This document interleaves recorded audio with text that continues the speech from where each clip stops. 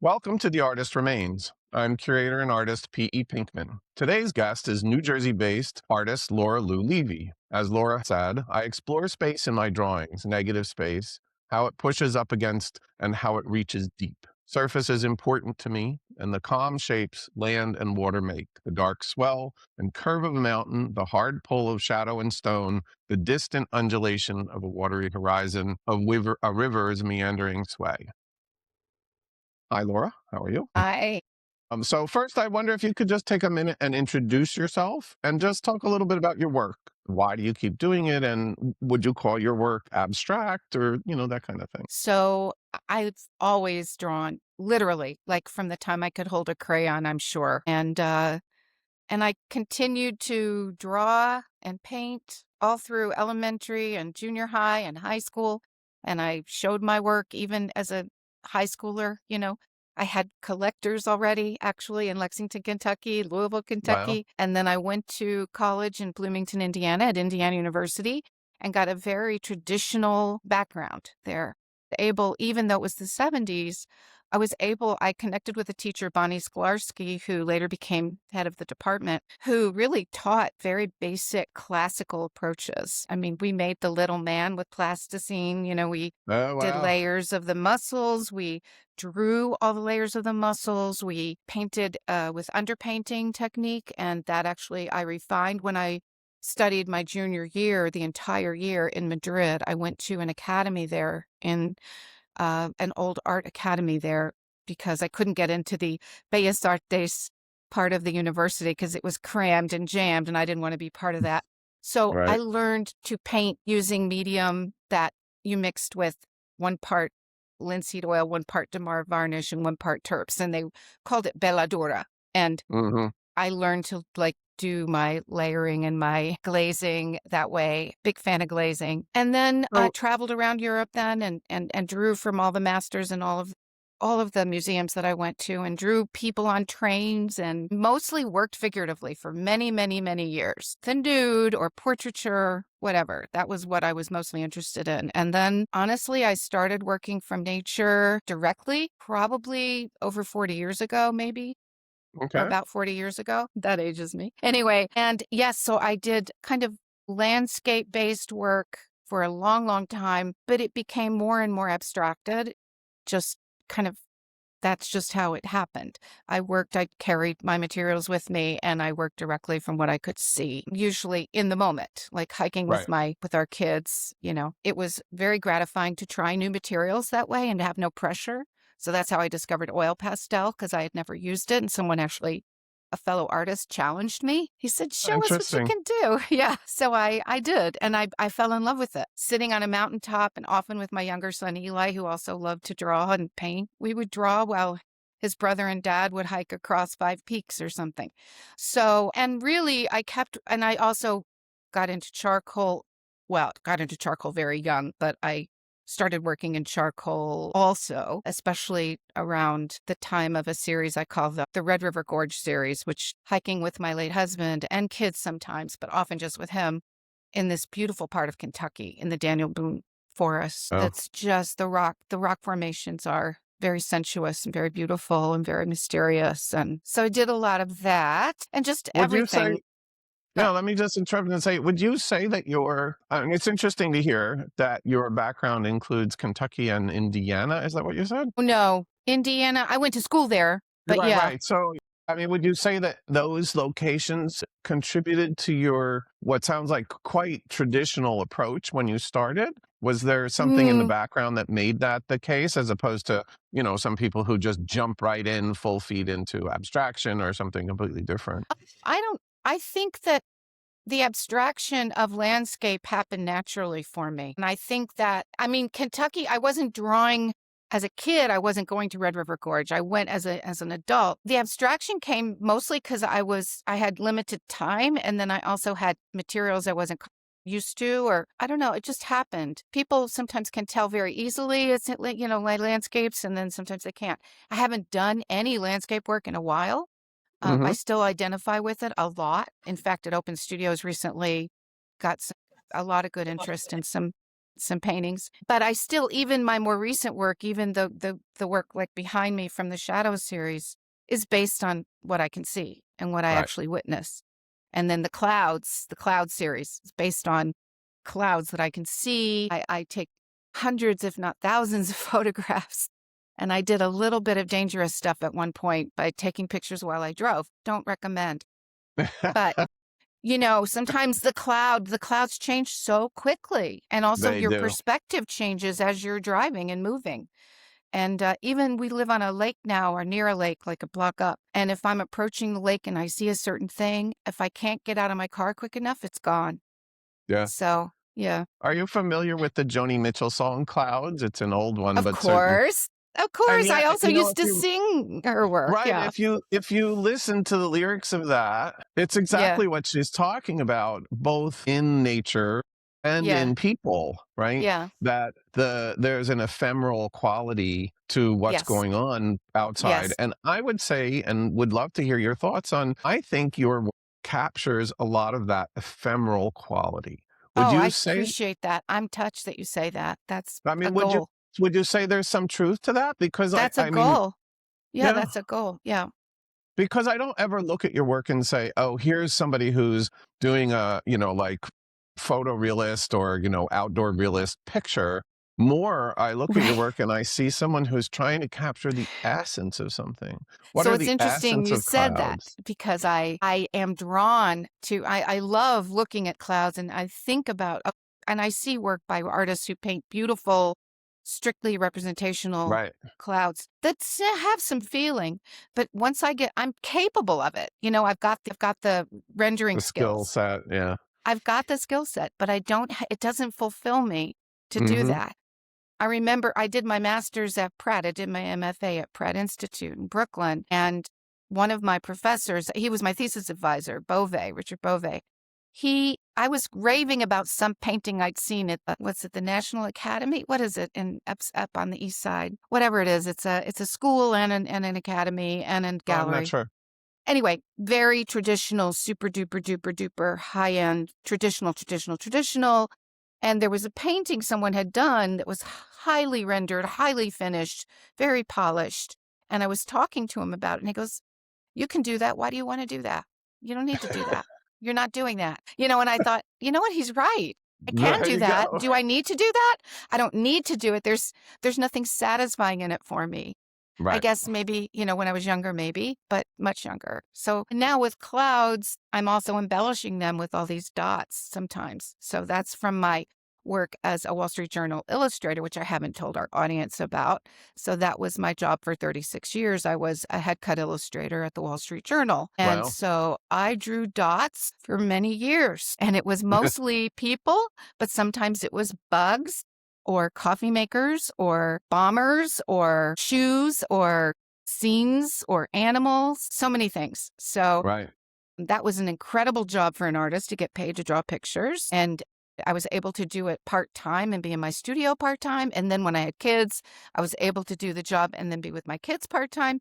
And then when my late husband died, when their dad died, I segued into full-time, which was smart because it was right around the time that we were taken over. At any rate, it was a dream job. And then I left about almost 6 years ago now and haven't looked back, even though I loved it. Loved it, loved it. Good. Well, I mean, I'm from the same generation, and we were fortunate in that so many things that were changing at the time gave us opportunities that I think might be harder for people to find today. And that Oh, sort of yeah. segues me into what this channel is about, right? So the channel is called The Artist Remains, and the purpose of that name is to talk about what are the aspects of things that are left behind in a painting that humans contribute. It's called the human premium, right? It's something that a human brings to the equation in art that is, at least so far, not really in evidence in artwork that's created by artificial intelligence. Now, is it to say that they can't, maybe eventually artificial intelligence can do that too? I don't know. I'm dubious, but I think it's interesting to talk about that perspective. Let's just ask this question: do you use AI for anything, whether it be writing or developing ideas or anything at all? I have not. I have not, and at the moment would say I don't ever plan to. I'm aware of it around me. I'm aware of some people in my life dabbling. I don't, the only thing I can think of, okay, I'll give you an example of how AI makes our lives better. Last night, my son sent me pictures of the nursery to be because they're expecting a baby in a few Oh, weeks. nice. The Congratulations. nursery and then another room that they were doing for like a playroom or whatever. And I'm sure his wife used AI using their things, room dimensions, Yeah. everything, window and door placement, and created these beautiful little places. And I was like, Right. oh my God, that's fantastic. Like much better than spending the labor of sketching or putting together, collaging it, whatever you would have to do, using Photoshop to collage it by hand. It was just amazing. I don't know what app she used, but I was like, AI can make our lives better, in that way. I just don't, I thought about the question that you sent. I need to use my hands. I have to use my hands when I make my Right. work. And I have to use my hands and the ideas have to come as I'm using my hands. So I'm not, I mean, I may go into something like with the shadow series. I knew I was looking at photographs of shadows that were I can explain to our listeners on the floor of an indoor area where I was walking with my sister who could then still walk, who has early onset Alzheimer's. And these palm trees cast shadows. And ultimately, I started seeing these shadows. First, I saw them as very beautiful. Then I started seeing them as very threatening and kind of terribly, what's the word? An analogy, not even a metaphor, like an actual illustration of what was going on. Right. And then when I worked on them, they became even more so. It was inevitable. And I finished that series of 10, and that was partly thanks to you. And I don't know if I'll revisit that theme or not. I might. I'll be back in June. And it's based on photographs. The photographs looked that way to me. Just like when I look at a landscape or look at a cloud and I start working on it, it has that all the qualities that I see, but then I'm going somewhere that AI can't go. I guess that's Right. all I'm saying. I'm wondering if some of this, at least in part, is there's an emotional state that you are bringing to this as a Yeah. result of your own personal experiences. And Yeah. so far, again, we know that AI doesn't have emotional states. So Yeah, so I wonder if far. you could talk a little bit about that in your work. I'm familiar with the Shadow series and I understand the background, but I think that our audience would like to understand that a little bit more, and then talk about why, like, where this comes from, where these emotions come from, and as we said before, it's sort of suggestive of things more than illustrative of them. True, not illustrative. Well, I mean, my initial relationship with loss comes from losing my husband and then 4 years later losing my younger son. 15 years ago now, he was 22 to an accident. Wow. My husband had died 4 years earlier when Eli was 18 of a brain tumor. It was pretty terrible, pretty awful. I didn't make art about my husband's death, and I really couldn't make art about Eli. I couldn't do much actually for a while, except live and then after 6 months start doing my job again. But I did start drawing his face. And those are pieces that some people have seen and some people haven't, and I don't think I have them on my website. They're extremely personal, but I could. They're going to be appearing in some upcoming thing I'm doing that I don't want to talk too much about because, you don't talk about things that aren't Right, here yet. exactly correct. Yeah. But the so the cloud series came from that. I remembered Eli always loved looking at clouds, and there were moments that I remembered vividly of him looking at clouds, and I started to look up, and that sort of started the cloud series. That was back in, I don't know, 18, 17, something like that. And then it grew and grew and grew. And it's got a lot more growing to do, a ton more growing to do. But as far as my sister, she was diagnosed with early onset Alzheimer's, I want to say 9 years ago. I'm not even sure anymore. But she was in her 50s, and it's a terrible version of dementia. The body's too young to just Right. succumb, which is part of the terribleness of it. The tragedy of it. The tragedy of it. So she lives in Israel in a nursing home, but she had a thriving life there with her husband, kids, and there are grandchildren. But she has been checked out for a while. Mhm. That's putting it mildly and sweetly. That it's just a vicious pain. I spoke to her every day for a long time. Even though Right. she was there, she would call me on her drive back to her office, back and forth from Renana to her office in Jerusalem, back and forth. Mm. So we spoke a lot, and she was even though I'm the big sister, she was like a big sister in certain ways. So Yeah. a lot of wisdom, and I'm close to her kids. I'm close to her husband and her grandkids. I adore them. Yeah, well, so I'm curious, at what point would you say that you started to bring your emotional state and your memories into your work? Or was it Mm-hmm. always there? Like when you were a kid, were you always drawing things that were from memories and past experiences? No, Or when did that happen and what was the catalyst? And were you aware of it when it happened? this is so interesting. Wow, what a good question, Paul. I was always about observing, literally observing. One of my favorite pieces, well, for a while I did these panoramic charcoal drawings of landscape, and I would do like each section was its own drawing, and but I knew they belonged in this panoramic view of wherever I was. That had an element of emotion because time was passing while I was drawing. And so Right. the light was changing. And so that led Interesting. me to think about time, but it wasn't anything close to this idea of loss. It really wasn't. It was just about, I mean, I've always been in touch with our mortality since I was 10. I would write in my Okay, so journal. there's a piece of it. Yeah, There's I a always do connection. think about that. I've Long always time, thought right? about that. Yeah. Yeah, so that's true. That's a long time. That's a heck of a long time. Yes, I've always been aware and thinking about it and not afraid to look at it, think about it, talk about it. Mhm. And I've been up close with it with, unfortunately, a number of people now, with their Right. deaths. Yeah. And so, yeah, it permeates. It permeates. Some of the landscapes, I'm looking across the studio now. I have a little wall of the few landscapes that I still have. And Uh-huh. there's a lot of loss in there. And In memory, I would say, and like, memory, it isn't always this, loss is so not freighted always with. sadness. Right, exactly, but Mm, your particularly your cloud series always feels remembered to me mm. rather than illustrated, right? Yes, it's It's as not if you look at a illustration. sky and then you go home and you try to remember what it is that you saw versus standing there very methodically trying to copy it. And I'll give you an example of this, whose sky work I really admire is Gerhard Richter. Have you ever Yes, seen his cloud? I love Richter's His work. clouds Yeah. are completely devoid of emotion. Mhm. He takes the simplest, absolutely the simplest cloud formations that could not have any less drama in them, and then paints them in this utterly removed from that perspective. And I always thought that was kind of a brilliant way of approaching it because most people approach clouds like they approach sunsets, like they approach beach scenes, Rainbows. right? Right, exactly. But your work finds this place in the same way, differently, of course, but in the same thing that Richter does.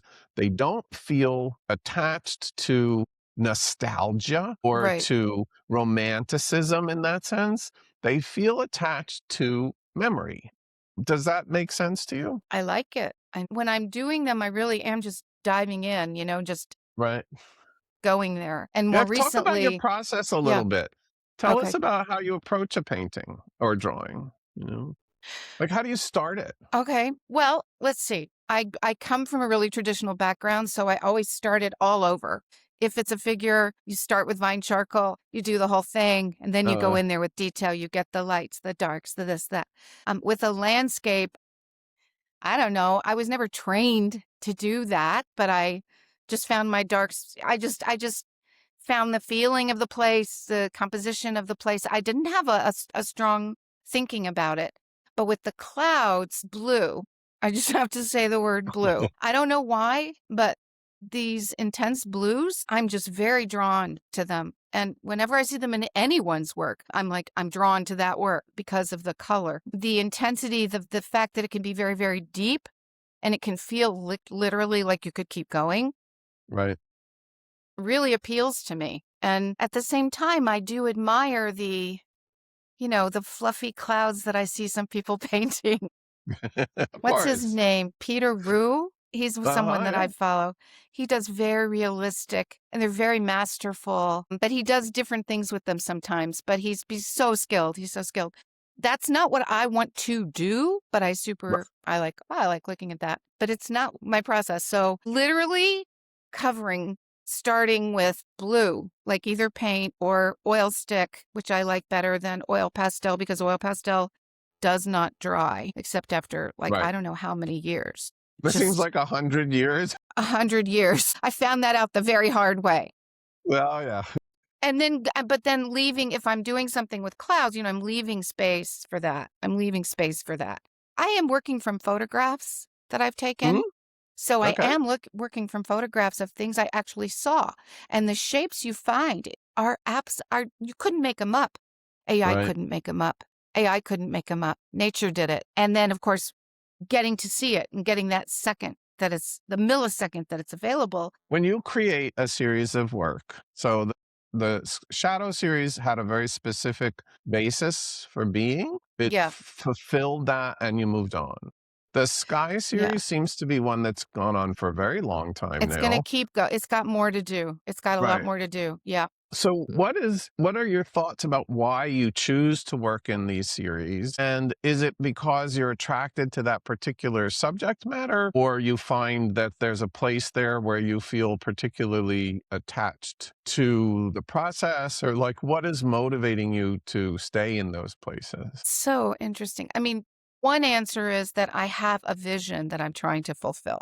I don't Okay, wanna go into too interesting. much detail, but it does include a lot of large cloud pieces. Uh-huh. The other would be so I have another series that's sort of side by side with the cloud series called Above Below, where I started just doing a lot of dotting and just getting really kind of going because I was literally being driven crazy by the world around us.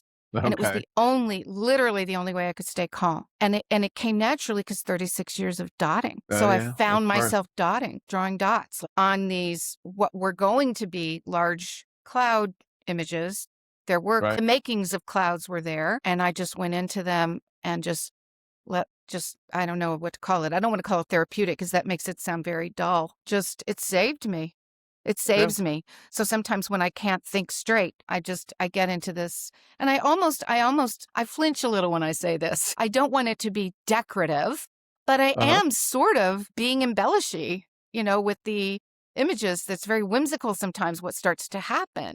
I let it happen. I'm not questioning it. So I don't know if I consider that the crux of my work right now, but it's something that's going on and Right. it's finding its way into what I think of as my more serious work too. Sometimes there's a few little dots that get in there and I think that's okay because it's just, maybe melding me a little Yeah. because that satisfied my need for precision. Boy, precision, capital P, you know, for all those years. I mean, you're Right. focused on a drawing that's 3 inches by 5 inches. It's going to be reduced to an inch by three. It's all about precision. So it got that out of my system while I was doing that. Do you find what you do rewarding or Yeah. challenging and rewarding? Yeah. Yeah. All of the Is above. it the Yeah. reward or the challenge that keeps bringing you back to it? Oh my gosh. Probably more the challenge because you never know what you're going to feel. It's what You it never sounds know, like are you to going to me. be rewarded? I mean, you're just doing it. You have to do it. We Right. have to do it. We have to do it. That's the main. We're Yeah, compelled. it sounds So, like a through line for you from the beginning has been this, not unusual artistic or artist's need, right? The need to yeah. create this thing, whatever that thing is, and then the journey that that takes you on. I know people hate the word journey, I the know. lifelong pursuit of this never ending process. And one thing that came to mind before, it's something I'd spoken of in another interview, is there's always been this background to the idea that artists create their work in the same way that people have children, right? It's Hmm. you make this stuff because it creates something that you get to leave behind, something about Interesting. yourself that validates you as a person. I was here. I did this. Yeah. This I is think who there's I part of am. that. I think that's a Right. part of it. I don't know if it's the main Yeah, reason I I go to the wouldn't say, studio, but yeah. but it is true that you are. Although, like right now, I'm preparing to move my studio soon, and I'm looking around at like, okay, I got a lot of things here I'm leaving. I got to figure out where to put some of these things. But, Yeah. I think you're right. I think I'm doing it in different ways in my life because I'm involved also in helping musicians in different ways. Yeah, yeah, But So You're making, very involved in the arts in general, yeah, which is yeah, fantastic. yeah, film and all kinds of, but it all kind of circles back to what my themes are, so my Mhm. themes are particularly my son Eli, particularly, but Right, there are others, and it just becomes very simplified that I'm doing this because I need to do it, I want to do it, and I want to do it, before the runway runs out, basically. right. Yeah, that's Yeah, it. I mean, I'm interviewing a lot of people in our age group and even some older people because I think we have a particular perspective at this point in our life I that agree. I know I didn't have when I was a young artist, right? Right. It's a very different place to be. Yes. And I think that's got a lot of validity and can be helpful for other people to hear that it is a lifelong commitment. It's something that And you, that's the beauty of it too, though, Paul, because there how you many go. people have I spoken to? I remember when I was getting ready to retire Right. from my job at the Wall Street Journal. First of all, being a head cut artist at the Wall Street Journal, there were only a tiny handful of us over many, I'll many bet. years. Yeah. And I was one of the very few. It was like, how many jobs like that are there? 4, 5, that was Right. it. Right. Right. And Right. Right. Yeah. so I kind of had this sort of my identity was wrapped up in it more than I realized because every time I inched toward retiring so that I could put much more of my time into my own work, I would be like, yeah, but I don't know, there's something off about that. It'll no longer be the way I get introduced, or Mm, something like that. And I used to not like to be introduced that way when I was being like, if my show was being reviewed or something and they mentioned my job, I'd be like, well, that's not who I am. And I'm like, as I got ready to retire, I was like, yes, it is. It is part of who you exactly. are. So it's true.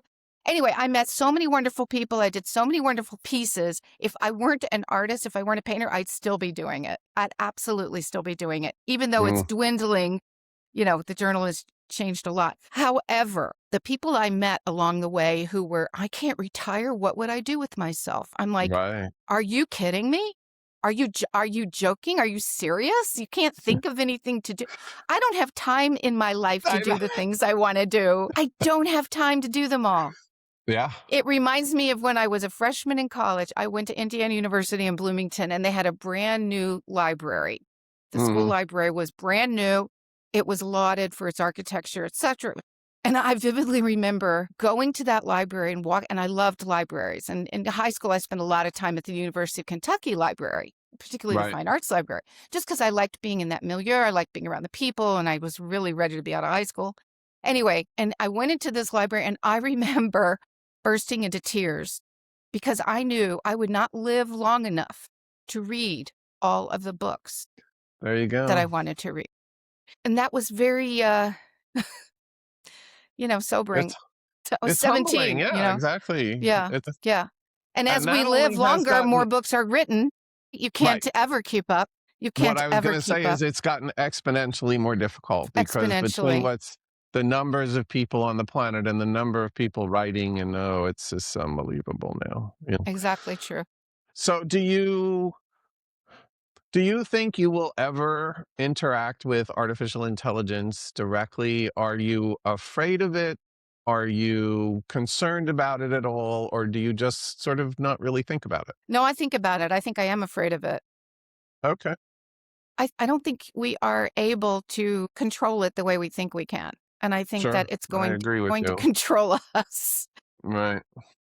I object. I mean, I look at things, on the social media feeds. You get lots and lots of AI Oh yeah. pretend on my feed, the kind of things I get. I get a pretend grandmother talking about taking care of her grandchild because I'm, in that I'm about to be a grandma. So, I mean, I'm looking at her. She's great. She's AI. I can tell she's AI. Can anyone Yep. else tell she's AI? You could tell she's AI. Do other people pay attention? Probably not closely. And so they don't notice it. And then there's animals, animals that are doing cool things. All AI. Right. When nature is fantastic enough. And nowadays, half the time I'm looking and I'm like, is that AI or is that real?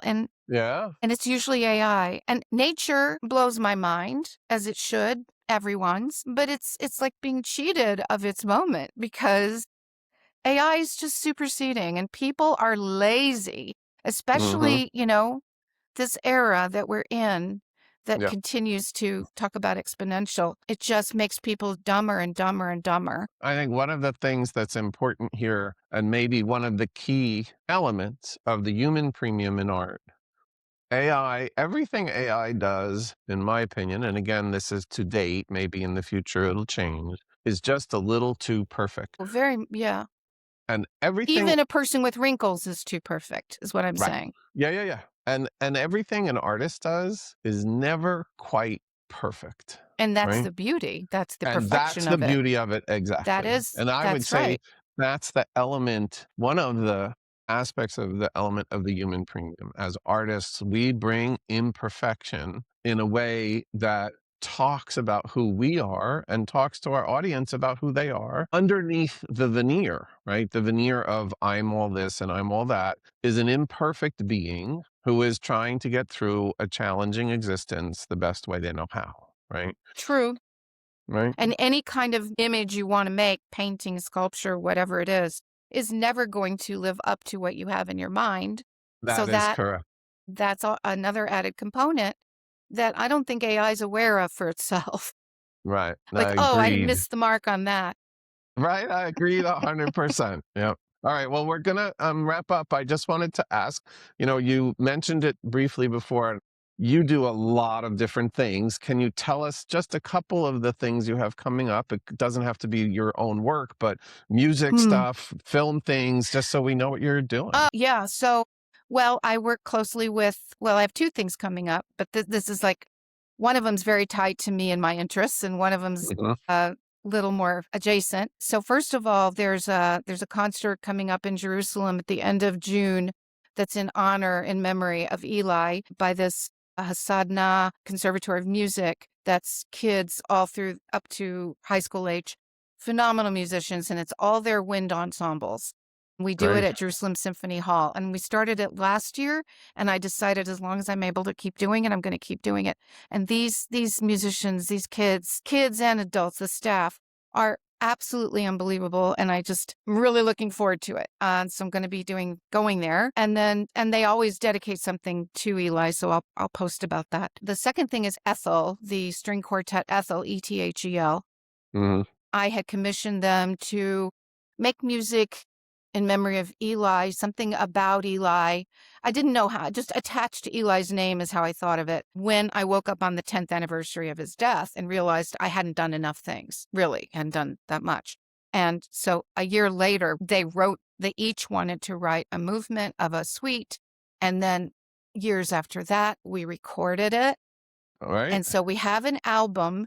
We had a soft release. We can't have the official release quite yet because we're working on the label Ethel Records or Ethel Records. Say it how Uh-huh. you want, because this is the first album on their own label, which I'm very excited about. That's great. So that's coming up, and I can't wait till I can let everybody know they can stream it, they can get it, because right now it's on CDs and I only had a certain number of them and Right.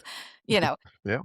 so that's real exciting. And I've commissioned dance in memory of Eli that was just gorgeous, Lydia Johnson dance, and she incorporates this particular set of dances to Chopin that Eli used to play on the piano because he studied neuroscience and neuropharmacology, but he played piano, and he also Lovely. had played clarinet and saxophone. He was first chair and all that. So he was multifaceted. So I like to go in all those directions. I haven't gone in the direction of neuroscience quite yet, but who And knows? what about your own work? Anything new coming up? So I just participated in something last night at Mana, Contemporary in Jersey City, that was a portrait fundraiser for Monera Foundation, which helps artists with residencies, etc. That was a portrait of Eli, actually. Kind of a fantastical portrait. I'll send you an image of it. And other than that, yeah, I have work up at one of the buildings in Jersey City, the Oakman, I think. We have solo Great. lobbies, and so I have a solo lobby. And there might be a couple of other shows that I hear from soon. But mostly I'm working on this one thing. I told you I have this vision. Yeah, don't So talk it's about my it. We'll own, see yeah, it. it's my own thing. And so my time has to kind of go there as much as I possibly can. Well, good luck with the move. Studio moves are Thank not you. easy. I'm sure No, that'll I go know you fine. Just know. Yes, Yeah. just be patient. Lots of patience. Thank you. Thank you, Laura Lou Levy, for being here and giving us your feelings. And, one of the things I've always admired about your work is the way it emotes, the way you get feeling from it. And thank you for that richness and that contribution to the art world because it's really valuable right now. Thank you so much. Thank you. It's been a pleasure and an honor. Same here. All right. We'll talk again soon. Take care. Okay. Okay. Thanks.